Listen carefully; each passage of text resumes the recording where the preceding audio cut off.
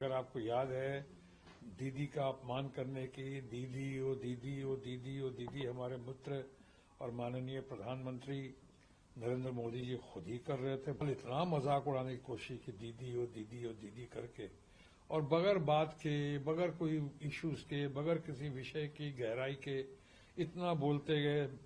बंगाल की जनता ने उनका मुंहतोड़ जवाब दिया। देखिए, मुर्शिदाबाद में जो हुआ है या जो कराया गया है, मुझे लगता है कि एक सोची समझी राजनीति या सोची समझी साजिश के तहत है। ये इंसानी जिंदगी से खेला जा रहा है और हमारे भारतीय जनता पार्टी के मित्रगण जो हैं, अब लगता है उनको बंगाल में कोई काम नहीं रह गया है।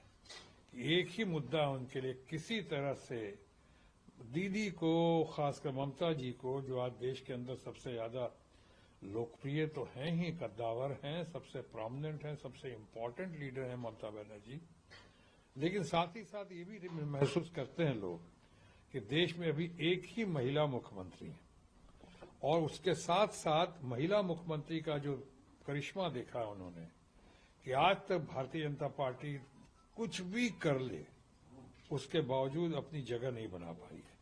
अगर कुछ लोग कहते हैं कि ईवीएम मशीन के जरिए या कुछ कांड करके पिछली बार कुछ सीटें अपोजिशन के तौर पर लेकर हासिल कर ली, लेकिन इसके पहले देखें और अब बाद में भी देख रहे हैं कैसे उतार चल रहा है भारतीय जनता पार्टी का। घबराहट है।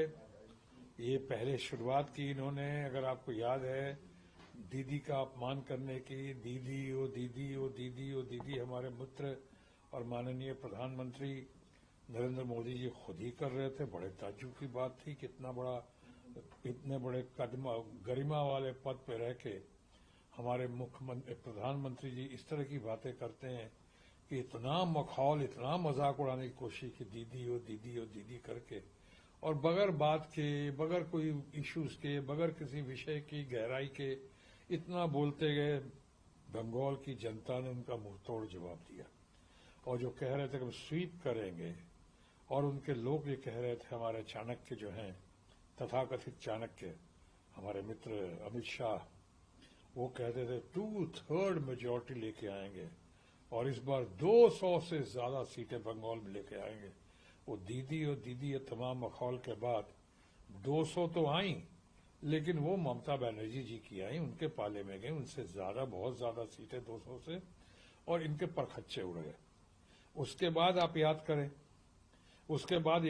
कि पूरे देश में एक ही था जो उपचुनाव, वो बंगाल में हुआ था, आसनसोल में, जिसमें कि मैं, आपका योर्स ट्रूली, मैं वो चुनाव लड़ रहा था और मुझे लड़ाया गया था। मैं ममता जी के आदेश को अध्यादेश मानकर उस चुनाव में आया और वहां पे तमाम हरकतें, तमाम बीजेपी के लोग, तमाम क्या नहीं करते हैं, क्या नहीं किया, क्या नहीं कर सकते थे, जो नहीं किया, उसके बावजूद हमारी जीत हुई।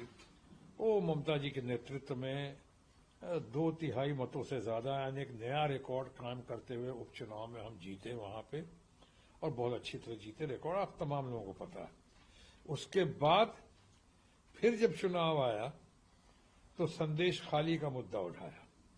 संदेश खाली में क्या क्या नहीं अपमान किया, क्या क्या नहीं कोशिश की, क्या क्या बदनाम करने की कोशिश नहीं की, तरह तरह के गलत वीडियो जाहिर के वहां पर जारी किए, वीडियो चलाया, ये करके कितना अंतोगत्वा क्या उनका भंडा फूट गया और वो सारे वीडियो उनके खिलाफ ही आ गए। लोगों ने बता दिया कि संदेश खाली में, और जो संदेश खाली की महिला इनकी उम्मीदवार थी, जो जीत, लोगों ने कहा कि हीरोइन बन के आ रही है, नहीं हीरोइन पॉलिटिकल मामले में, और जीतेंगी। अल्टीमेटली क्या वो खुद भी हार गई और चुनाव भी सारे हार गए। ये देखा। अब उसके बाद अब कुछ नहीं मिल रहा है। बिहार में चुनाव है और उसके साथ साथ सबसे ज्यादा महत्वपूर्ण बंगाल में चुनाव है। इसको देखते हुए उधर उन्होंने खोला हुआ है, एक नया ड्रामा शुरू किया है मुर्शिदाबाद का। मुझे बहुत दुख है, ये जहां भी है, ये मुस्लिम बाहुल्य अगर कोई सही माने में कहें तो मुर्शिदाबाद भी एक एरिया है, लेकिन आप देख रहे हैं वहां जो मृत्यु हुई है, जो बहुत दुखद है, नहीं होना चाहिए। कहीं दंगा फसाद तो होना ही नहीं चाहिए, किसी की मृत्यु नहीं होनी चाहिए, लेकिन अब चल रहा है कि हिंदू खतरे में है। ये पहली बार सुन रहा हूं मैं। कुछ सालों से एक नया नैरेटिव पेश करने की कोशिश करते हैं हमारे भारतीय जनता पार्टी के मित्रगण कि हिंदू खतरे में है। आप 100 करोड़ के करीब रहते हैं यहाँ पे। आप करीब 20-25 करोड़ रहते हैं यहाँ पे मुसलमान, हमारे मुस्लिम फ्रेंड्स या उनका मुस्लिम परिवार। अब आप वो उनका तो सुनते आते थे पहले, उनका सुनते आते थे कि सो वो मुसलमान इस्लाम खतरे में है चाहे मुस्लिम खतरे में। अब यहां चल रहा नया नैरेटिव कि हिंदू खतरे में। क्यों खतरे में है भाई? आप सर्वधर्म समभाव के साथ अगर हम चल रहे हैं, समाज को चला रहे हैं, अब बंगाल को आगे बढ़ा रहे हैं, या पूरा देश चाहता है कि सर्वधर्म समभाव हो, ये भावना होनी चाहिए। उस बीच में आप क्या नैरेटिव दे रहे हैं कि साहब इतने मुसलमान मारे गए, इतने इतने हिंदू मारे गए। हिंदू नहीं मारे गए, मुसलमान भी नहीं मारे गए। सबसे पहले भारत माँ की संतान मारे गए, हमारे अपने लोग मारे गए। सर्वधर्म समभाव का तकाजा है कि जो हमारे भारत देश में है और जो भारतीयता जिसके अंदर है, जिसके अंदर भारतीयता है, जो भारत को मानता है, जो भारत का नागरिक है, वो सब भारत माँ की संतान है। चाहे किसी जाति का हो, किसी जात का हो, किसी मजहब का हो, किसी धर्म का हो। अब वहां पे नैरेटिव को हम जानते हैं, जो भी हुआ बुरा हुआ। अभी तक खबर जो आई है कि दो लोगों की मृत्यु हुई है, और दो अगर मृत्यु हुई है, अगर उनकी भाषा में कहे तो दो अगर हिंदुओं की हुई है तो एक मुसलमान भी मारा गया। कितनी जगह आप सुन रहे हैं कि एक मुस्लिम मारा गया लड़का? आप सिर्फ सुन रहे हैं 2 हिंदू मारे गए। ये क्या मतलब है? 2 हमारे परिवार के सदस्य मारे गए, 2 हमारे बच्चे मारे गए, 2 भारतीय मारे गए हैं, लेकिन आप कह रहे हैं 2 हिंदू मारे गए। और फिर ये नहीं कह रहे हैं कि अगर 2 हिंदू मारे गए तो एक मुसलमान भी मारा गया है। जख्मी इतने लोग हुए, बहुत मुस्लिम भी जख्मी हुए हैं, बहुत हिंदू भी जख्मी हुए हैं।